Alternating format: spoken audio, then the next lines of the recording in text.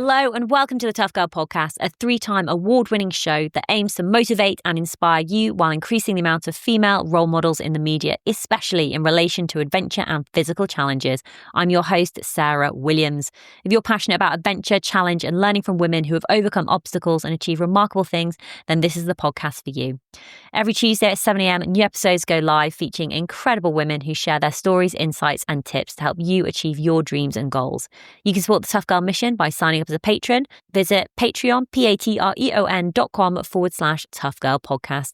Keep listening until the very end as I share more information about what's going on with me with Tough Girl Challenges, give shout outs and recommend other Tough Girl Podcast episodes. More information can be found at toughgirlchallenges.com.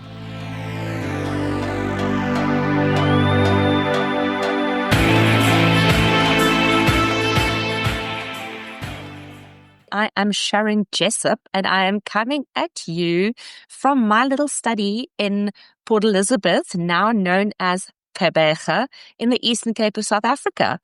And I have a cat and 2 doggies joining me today. One is actually lying on a massive rhino soft toy. And my passion, as you may have realized by now, is rhinos. I am obsessed with these chubby unicorns. And my big thing is that I actually do running for rhinos. So my thing is called Run Wild for Rhinos. And the reason why it's called Run Wild for Rhinos is because I don't just run to game reserves in my running expeditions. I actually run through Big 5 Game Reserve. So yes, I have run for rhinos. I've run with rhinos and to raise awareness and funds for rhino conservation. That all stems, I think, obviously, when you first come face to face with a real live rhino, it's quite a moment in your life. But also, as a child, a very small child, I developed a deep love for the African bush because we spent 2.5 years in a caravan just outside a town called Cradock in the Eastern Cape as well, where my father was part of a team that built a new dam in the catchment area. And we literally grew up barefoot in the bush. We didn't even have electricity and running water. So those were really fun times. And I distinctly remember I was like his shadow, permanently glued to him. So when he went up the mountain, I was either on his back or on his shoulders. But yes, that is, I think, where my deep love for the African bush comes from. So tell us about that first moment then that you met a rhino. Like, how old were you? Like, when did that happen? Oh my gosh. So I was about 16 years old and friends of mine invited me to go into the Mpofu Game Reserve, which is a wildlife reserve just outside my old hometown of Fort Beaufort. And we were driving in this tiny little car. I think it was an Uno or something, but it was very tiny.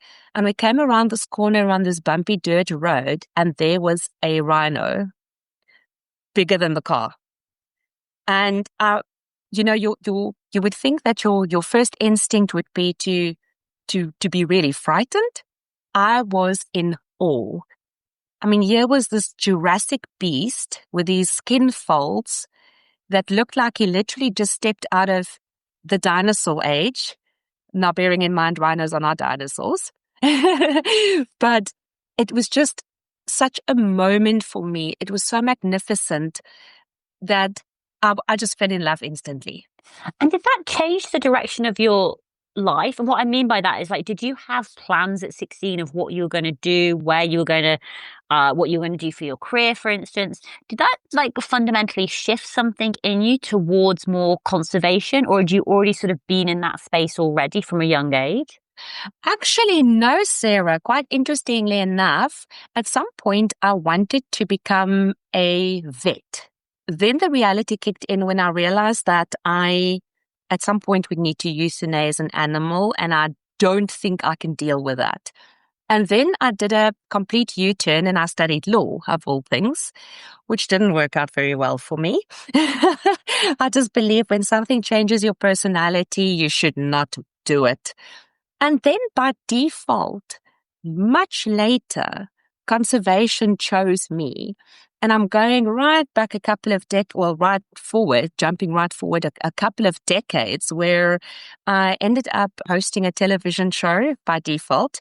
And I interviewed the world-renowned rhino vet, Dr. William Folds. And he asked me, have I watched the documentary called Stroop? Now, Stroop is an Afrikaans word meaning to poach. And if you haven't watched this documentary, I would definitely recommend that you watch it, because it is absolutely, that was my moment where I moved from caring about rhinos and the rhino poaching crisis to wanting to do something. And that was really my thing that kickstarted me back into conservation. So what age was that and what year was that? So I was basically, let me just think now quickly, 2018. So I was 48 then, believe it or not. And I'd literally come the full circle, getting back into conservation with this TV show that I had that was very adventure, healthy living, outdoor lifestyle, travel, tourism, but also conservation and with a strong community conscience. I reconnected with my roots. And it's amazing, I'm a firm believer that if you're meant to be doing something, it will find you on your path. And it did. Because I literally got back to that moment where I first saw my first real live rhino, and I thought, oh my gosh, this is it. This is what I'm meant to be doing for the rest of my life. It must have been such a powerful moment for you when you have that sort of that realization. And I also agree with just, what you said, like what's meant to find you will find you. The combination that you have, is you talked also at the beginning about running expeditions for rhino conservation.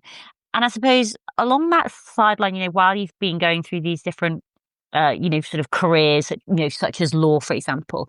Were you always into running? Have you always sort of called yourself a runner, or is that something that happened later on? Actually, I've always been a runner. I was literally that kid that started running probably as I learned how to walk, and I've just never stopped. So at the tender age of 5, when I started school, much to my shock and horror, coming out of the African bush into a very sort of regimented school scenario, it was quite a shock to my little system back then. But then I discovered grass tracks and fell in love with a track and field. From there, doing the shorter distances, obviously when you're 5, 6, 7 years old, they don't allow you to do these crazy distances, but progressed into middle distances, into cross country, into road running, discovered trail running, also fell in love with that, and then realized that I have the amazing ability to run consecutive crazy distances day after day after day, and my body doesn't break. I'm very lucky in that respect, where the more I do and the longer I continue, the stronger I get. So it's quite an enigma, but definitely running is the one sport that has been a constant in my life since I can remember, since I grew a brain, basically. When did you discover that your body doesn't break and that you were built for this long distance running? So basically, in 2017, I lost my dad and a very good friend of mine to cancer in the same year. Basically, just short of 7 months apart. And as part of, my friend was called Penny, well, her name was Penny, and she was undergoing a thing called virotherapy. Now, obviously, it was too late for my dad when we discovered this whole virotherapy thing, but the treatments are not available in South Africa, and she had to go overseas to receive these treatments. So her stepdaughter, Belinda, and myself, we decided we're going to do a run from Cape Town to Port Elizabeth in South Africa and raise funds to pay for Penny's treatment. But as oncologists do, when they discovered the lesions on her brain, they recommended radiation. And Penny never made it out of hospital.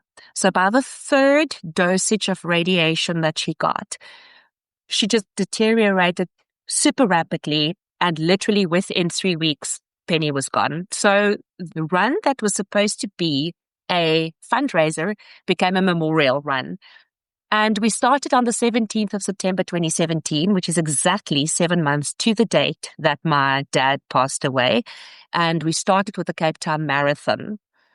Belinda injured her knee very badly. We only discovered months later that she actually tore her meniscus and she had to have an operation. But I continued running. So I did this 42-kilometer race on the Sunday. And the Monday, I ran 55 kilometers from Cape Town to Stellenbosch. And I continued running after that. So it averaged out over the 21 days of this running expedition that I literally ran an average of a marathon a day for 21 days.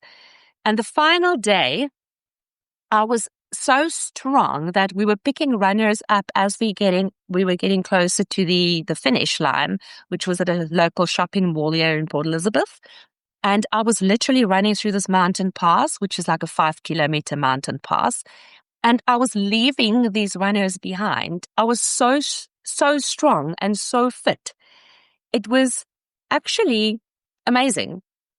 And I just carried on from there. And then, of course, one running expedition led to another, mostly for rhinos these days.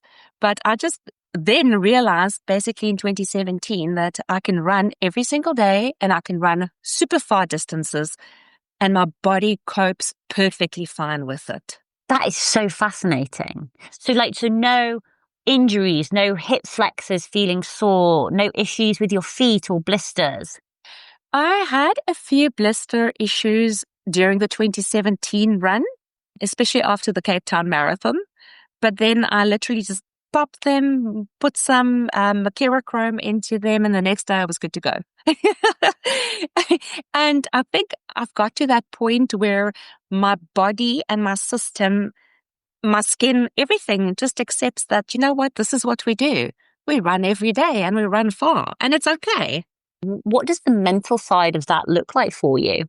The mental side is super important. So I literally do every single running expedition in my mind before I even start.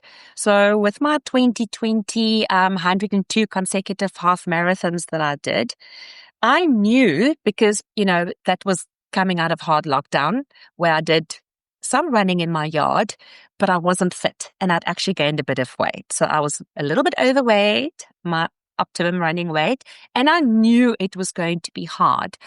But Sarah, the interesting thing is that, and this is actually a motto that I developed for myself quite a while ago, decades ago, that failure is not an option. It's not an option for me. Once I decide to do something, I don't go into it thinking that, you know what, I might fail, and if I fail, it's okay. That doesn't even enter the equation at all, not at any point. I made up my mind, this is what I'm going to do, and I stubbornly cling to that.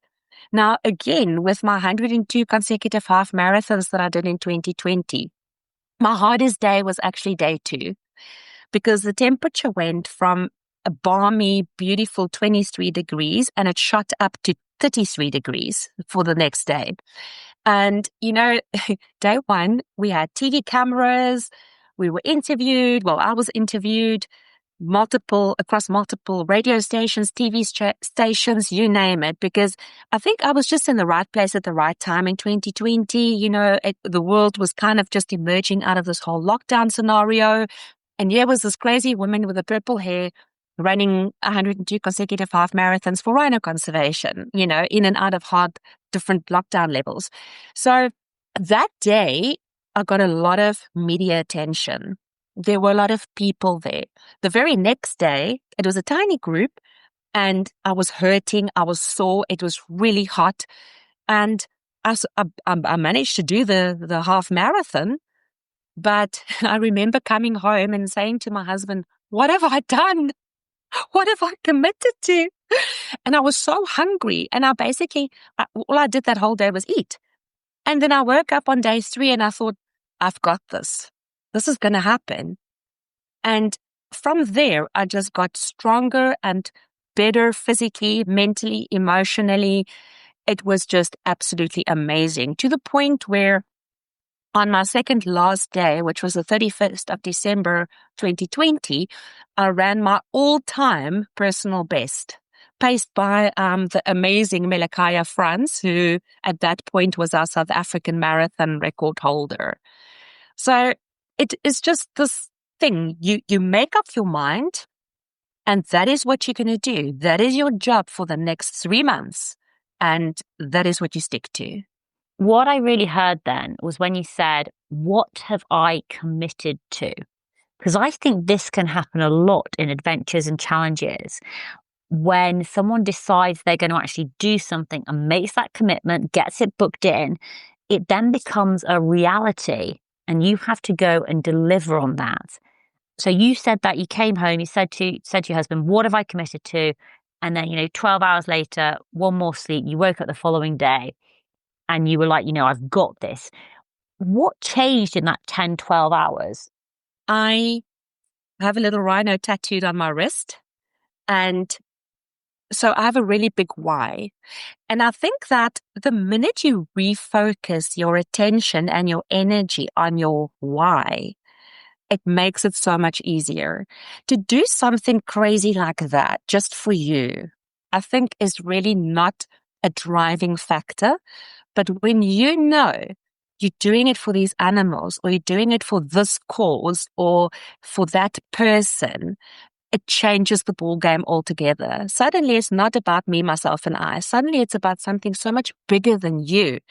And you are really just this little instrument making it happen, creating this awareness.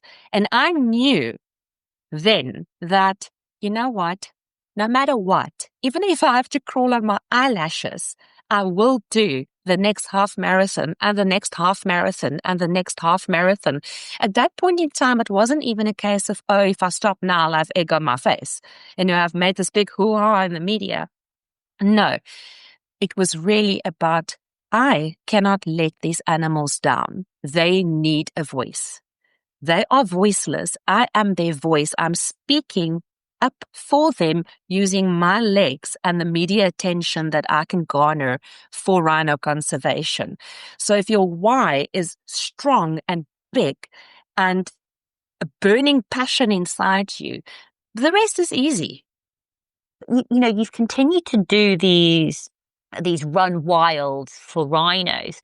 And I suppose in terms of planning the expeditions and the challenges, how do you plan your runs? What does that look like? Do you have a team around you? Is it just you?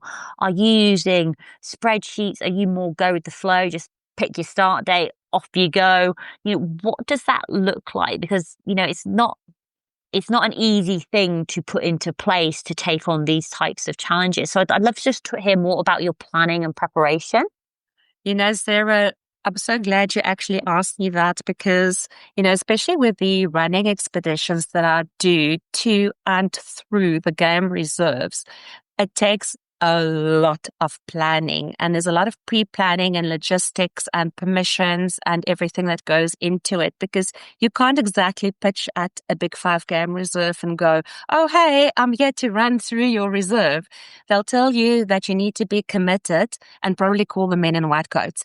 So yes, I do actually all my running expeditions I planned all by myself. I plot the route. I then start making a list of all the reserves that I want to involve, because there's some that I work with frequently and there's others that I won't touch with a barge pole for reasons I won't go into on this podcast. But, I do work with reputable game reserves, wildlife reserves, and private, national and provincial. But the process that I go through is to meticulously contact each and every reserve manager, obtain the permissions up front, and then plot the route accordingly. And then where we have big gaps in between, I approach guest houses, and to date, I've been very lucky where all the accommodation in the reserves, in the guest houses have been sponsored, and mostly our food has been sponsored as well. When I travel, or when I do my adventures, I have a very, very small team. I have the driver of the support vehicle, and I have a videographer with me, and I'm running. So we travel light because we don't want to place undue pressure on these reserves. Already there's 3 of us. Luckily, with my last running expedition, which I did in 2022, I had a female videographer, so we often had to share a room. And my son was my support vehicle driver. So it's meticulous planning. So I know the route up front. I know what distance I'm running on every single day. I know where I'm going to be. I know where I'm going to sleep. I know which mountains I'm going to have to run up or walk up sometimes. So it's all pre-planned, and we're on a very tight schedule. Sometimes we stay over 2-3 days in the same place, but mostly we get there, we stay overnight. The next morning, I get up, I run, we're at the next destination, so it's pack, so basically unpack, you sleep. Tomorrow morning, you have breakfast, you pack, everything goes back into the vehicle, into the trailer, and off we go. Running shoes on, and I hit the road. So it's quite a tight schedule that we work towards. Just talking about your most recent one, which you did in 2022, I mean, just some of the stats on that: 1,881 kilometers, 89 days, which is, big distances. It's a long time. In terms of your recovery, each day, are you doing anything in particular, or are you just, you finish, you eat, you sleep, and you're good? Or are you getting massages or foam rolls? Are you taking like ibuprofen, or are you making sure that you're keeping your nutrition levels, that you're smacking down the protein or the collagen? What does that look like in terms of that recovery? Okay, so this is another very interesting question, and now I'm going to blow a whole lot of theories out of the water completely. So I'm not a big supplement taker, okay? I believe in eating real food and good food. I love my proteins and my good fats. I try and keep my carb intake rather low, and I try and stay away from processed nonsense. So again, real food, like in the morning, I'll have bacon, I'll have eggs, definitely a cup of coffee. And then a big thing for me is my chocolate milkshakes. Love those. That's like my go-to recovery drink, is a chocolate milkshake, because it's got the right balance of proteins, fats, and a little bit of carbohydrates, but the good ones. As for the rest, I do take electrolytes while I'm on the road and pre-run and post-run. So hydration, very important, and you've got to fuel your body. When you're burning 3,500 calories a day, you need to refuel. So I literally eat nonstop while I'm running. But again, I've become accustomed to that. So how I work with my team is they will go ahead 3 kilometers. So every 3 to 4 kilometers, they will stop. And I will have my water or, some electrolytes, or I'll eat something. And this happens over and over and over until we reach the destination. And then a big thing is sleep. For me, I recover while I'm sleeping. And I can feel it. If I didn't have a good night's sleep, I feel it on my run the next day. But again, I'm very, very lucky. I don't think that my body is a normal body. I think it was specifically made for this purpose, to run for rhinos. But yeah, eating, super important. And I do believe in eating real food. On the odd occasion, I may add a little bit of protein, but it's very few and far between. I'm not big on supplements. Again, I want to reiterate the fact that I believe in eating real food. You're running through these incredible places. There must have been some magical moments while you've been out there. I'd love to hear some of those stories. Would the animals, do you get to see the animals, or do they get not scared away, but do they sort of keep themselves, or are you out there seeing the elephants and the rhinos, or the other animals out there? Oh, absolutely. Remember, I ran through these big 5 game reserves. So I've literally run past rhinos, big elephant bulls, herds of giraffe, lions, you name it, I've run past them. The lucky thing with lions, they're beautiful to look at, but they're opportunistic and lazy. So literally in the Shamwari Game Reserve with the 2021 running expedition, I had a group of rangers running with me. And I remember the head ranger, a guy by the name of Andrew Kearney, said, guys, just move to the left-hand side of the game viewer because there's a pride of lions in the bush. Well, all I saw of the pride of lions was a back paw disappearing into the bush very fast. So fast that I just saw a few little loose stones fly. That pride of lions ran away from us. They obviously thought, well, if the humans are running, we better run as well. And in Tanda Safari, which is in KZN, KwaZulu-Natal, I also ran past a beautiful blonde male lion, this big blonde mane, gorgeous, gorgeous animal. And he was literally probably 100 meters away from me, lying, sleeping on a little dam wall. He lifted his head, took a look at me, put his head back on his paws and carried on sleeping. So yeah, lions, not one of my worries, but a very interesting story. In the Great Fish Nature Reserve, I was accosted by a daddy ostrich.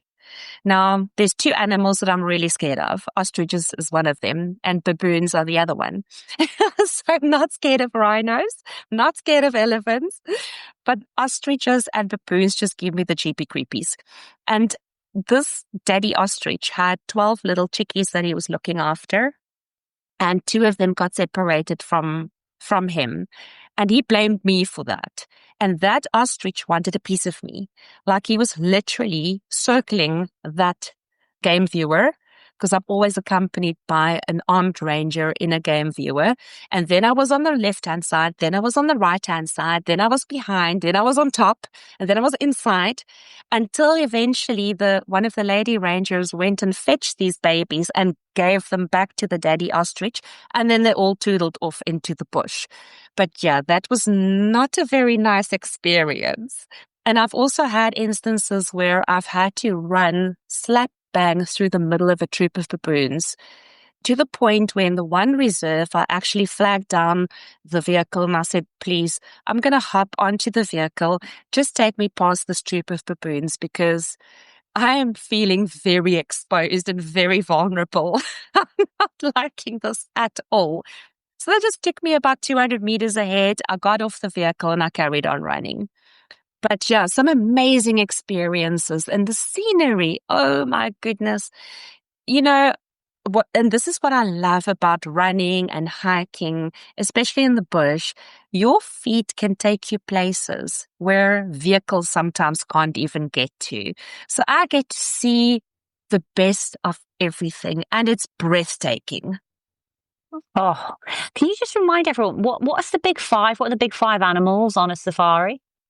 So the big 5 is your lions, elephants, rhinos, buffalo, and then the leopard. And then the leopard. Oh, wow. Yes. Why am I thinking that that baboons throw shit? I don't know where I got that from. They do. They do. They do. They do. Luckily, I've not been the recipient of that. But yeah, I just, they're not one on my list of animals to hug and cuddle. Yeah, I can understand that. I can understand that. When you finish your big runs and, your big expeditions, raising awareness for the rhinos, and then, you're coming back home, what does that adjustment look like? Do you experience sort of the adventure blues? Do you sort of get back to sort of, in air quotes, normal life pretty quickly? Are you ready for the adventure to stop? Do you sometimes wish you could continue? What's that transition after the adventure like? I've thought with each adventure that I did that I would get the adventure blues because I've heard of people doing that. Now, I've also run the Comrades Marathon and I've run the Two Oceans Ultra Marathons. I've done these 100-milers and I've never actually had a moment not even with and I've done 5 running expeditions to date, but I've never had that feeling like, oh my God, I wish this could carry on. I'm feeling so depressed and down because it's over. And I think the reason for that is there's always something else to look forward to. Like right now, I've just really kicked off my big training again because I want to do next year's Comrades Marathon, which is a 90-kilometer road race. I don't know if you know about the Comrades Marathon in South Africa. Lovely, lovely. It will be my 4th one. So for me, there's always something else to look forward to. There's always another adventure to be had. So I don't really get that down period where I'm like, oh, my life is about to end and I'm so sad because this has all come to a finish. There's always another adventure. Now in 2023, I didn't do a running expedition. We did a 24-hour rowathon. So row for rhinos. And that was also quite amazing, So there was another adventure to be had. We raised quite a bit of funds for rhino conservation. And what was lovely, because it's normally just me. I'm on the road. It's just me and the very long road. And here and there, I connect with people that either run with me or they support me or I see people along the road. But with a 24-hour rowathon, we were all enclosed in a shopping center. And we were all there together, us with our supporters, etc. So it was really, really awesome. So that was another angle again, And then immediately after that, I got the invitation to do the TEDx talk, which I did in San Diego at the end of 2023. So there's always another adventure and another one. So for that reason, I really don't feel that FOMO that people sometimes feel after a big race, because it is just all part and parcel of life, and life is beautiful and life is there to celebrate, and the rhinos need me and I need to carry on for them. So there's always something else to be done. Yeah. What was your topic on your TEDx talk? It was all about green spaces and wild places. So about rewilding land by reintroducing keystone species like rhinos and the wolves in the Yellowstone National Park, and the difference that these animals make to the natural environment, and how when we restore those environments, it actually helps combat climate change. So it's just fascinating how nature is so forgiving. We take so much advantage of nature and our beautiful blue planet. But if you give it half a chance, it regenerates and it just forgives you. But is this where your funds go? The funds that you raise, what happens with that money? So that basically goes to direct rhino conservation, because obviously if I'm raising the funds, I get to say where it's applied. And now I must also just mention that my running expeditions are always self-funded, or I get a sponsor to fund it. So 100% of every cent that's raised go to the cause. So it's direct rhino conservation, either for translocations or for dehornings, because unfortunately we have to, in some instances, dehorn rhinos so that they're not as attractive to poachers, or collars. So we have the VHF collars, with the frequency, and now the artificial intelligence collars, which is more pricey but fascinating, because they actually learn the rhino's behavior and send alerts with an exact GPS location to a control room. So, anti-poaching teams can respond to an exact GPS location should something go wrong with the animal. So it goes to all my funds that I raise go to direct rhino conservation. Oh, fantastic. Now, you mentioned that you're training for Comrades next year. And have you got another project planned for the rhinos, whether it's another row or another run? What's next on your project list? I am planning a fascinating, fabulous one. So there's this thing called the Great World Race. You may or may not have heard of it. It is 7 marathons on 7 continents in 7 days. And I'm planning on participating in that. If I can't pull it off for the end of 2026, it will be the end of 2027 because I do need to find quite a good sponsor because it's an astronomical amount to participate in this. And you literally run your first race in Antarctica, then in Cape Town, then you go to Australia, run one there, Asia, Europe, South America, and you finish in North America in Miami. But literally 7 marathons in 7 days on 7 continents. Oh, I hope you're flying business. Like, God, doing that in economy would be pretty brutal. So I need to connect with the race organizers and find out. I hope so. that sounds like a phenomenal challenge and a very, obviously, an incredible cause that you're raising funds for. And Sharon, how can people connect with you, follow along with your projects, follow along with your adventures? Where should they go? Where are you most active? So I'm most active on Instagram and Facebook. So my Instagram handle is Run Wild with Sharon. And then I've got the Run Wild for Rhinos group on Facebook, where I post a lot about my adventures. And then there's my own personal Facebook, which is Sharon Jessop, and Tate is Tait. And then also on my website, which is very simple, sharonjessop.com. Fantastic. And Sharon, I'd love for you to have the final words of advice, final words of wisdom for other women listening to encourage them to, follow their passions. Apart from just do it, what advice would you like to share?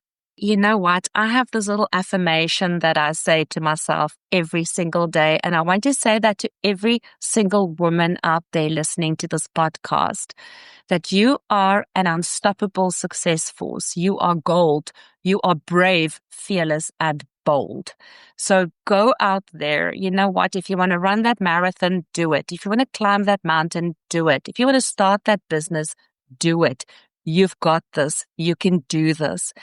I see so many amazing, fabulously talented, beautiful women out there that just need somebody to nudge them and tell them, you know what, girl, you've got this. You can do this. And that is my message for everybody out there, for every single woman out there. We need more women doing this crazy stuff. We need more women putting themselves out there, being unstoppable, being that brave person, being fearless and bold. Sharon, thank you so much for coming on the Tough Girl podcast to share more about your passions and your story. I mean, absolutely amazing the work that you are doing for conservation and for rhinos. And these projects that you've undertaken are just incredible. Thank you so much again for sharing your story on the Tough Girl podcast, and best of luck with the next adventure and challenge. Thank you so much, Sarah. Thanks for having me. It was fantastic.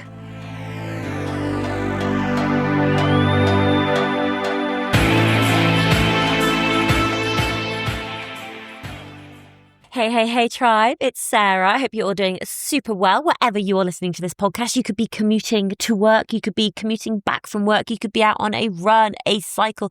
You could be pottering around the house. You could be in the garden. You could be sitting on a coach, traveling in some far-flung country. You could be lying in a tent at the top of the mountain. Do you know what? I love that. I love that for you because you're out doing exactly what you want to do, hopefully. And if you're not, then hopefully you've got a dream or a goal or a challenge or an adventure that you are currently working towards. And if not, keep listening to episodes of the Tough Girl podcast until you get that spark of inspiration where you start to think, you know what?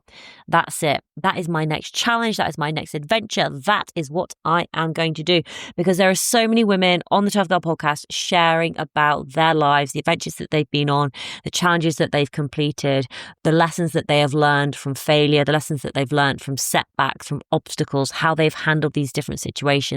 There is always something to learn from the incredible women that have shared their story on the Tough Girl podcast. There is over 820 episodes for you to listen to, which I know is a lot and probably a little bit overwhelming. I don't expect you to listen to all of them, but you can if you want to.